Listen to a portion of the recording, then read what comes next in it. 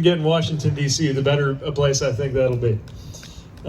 Thank you, Ben, for your service and for also the leap of faith that it represents to open a small business that's powering this community.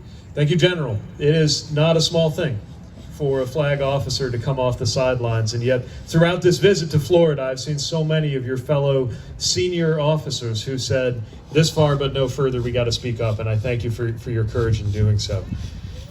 Thank you, Chair, for the fantastic work that the Florida Democratic Party is doing. Mayor Moyo, it's great to be reunited. We traveled together on a delegation of mayors to the Middle East. I want to acknowledge what a great thing it is that you set up this memorial here in the heart of the city to Gold Star families. And I'm told there may be some among us right now who got that knock on the door. And I want you to know that our nation can never repay the debt that it owes to you for what your family has sacrificed and given.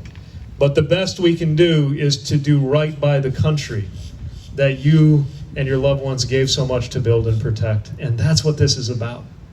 That's what this is about. When I go to Section 60 in Arlington National Cemetery, a place where people I know are beneath those blades of grass, and I think about the total fortune and chance that means that I'm on this side of the earth and they're on the other side of it, all I can think of is the obligation that creates to do right by them, the obligation for us who remain to make sure this remains the kind of country that is worthy of the price that was paid to secure it. And we have a chance to do that. We have a chance to do that right now. The President of the United States swears an oath to protect this country from all enemies, foreign and domestic. And yet, our President has referred to those who put everything on the line for that defense as losers, as suckers. A way of thinking that I think traces all the way back to when he was a young son of a millionaire and thought to himself, I'm going to get some excuse made so that some sucker can go in my place to Vietnam. It's just how he thinks about the world.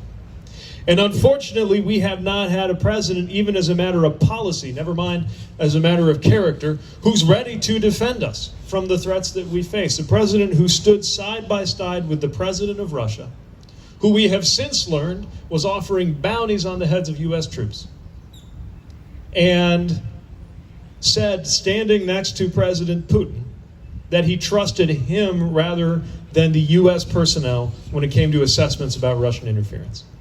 We deserve better. But to that list of enemies, foreign and domestic, I would add microscopic. And we are now facing another enemy, a virus that is not visible to the naked eye, but that is spreading through our communities, creating one of the 5 worst mass casualty events in U.S. history. And the president said, don't worry about it. He says, it'll go away magically. He said it'll be like a miracle. He said that we're turning the corner. He said that we should be testing less. That way there won't be as many cases, and he'll look better. This is the kind of leadership that we have right now. America deserves better, and lives are on the line.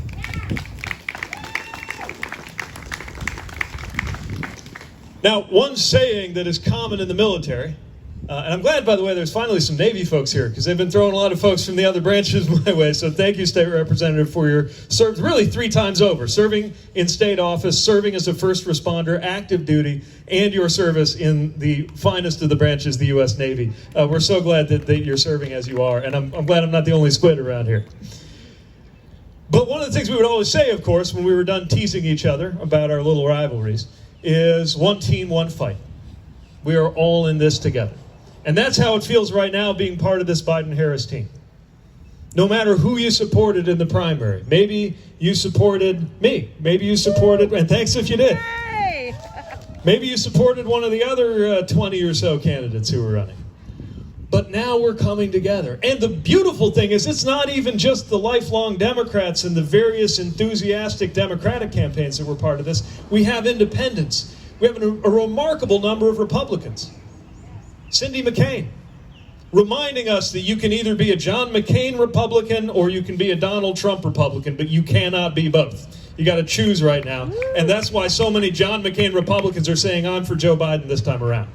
And we welcome them into this coalition.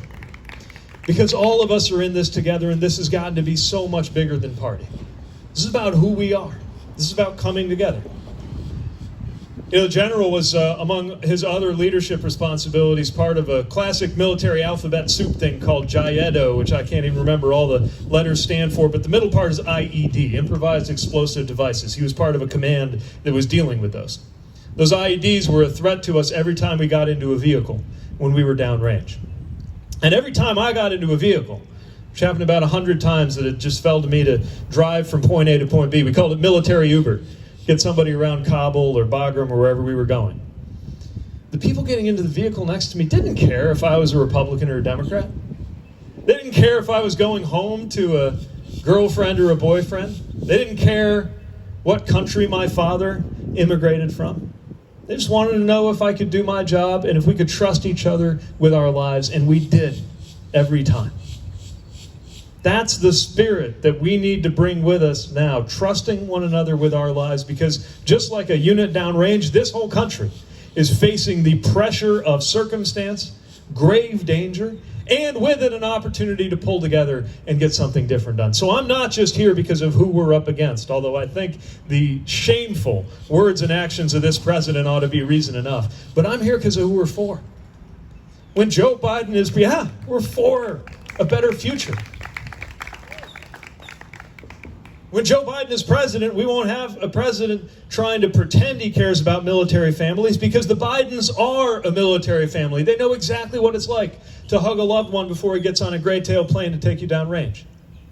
When Joe Biden and Kamala Harris are in office, we will have people who understand that we need to expand health care, not take it away like this president's fighting to do in court as we speak.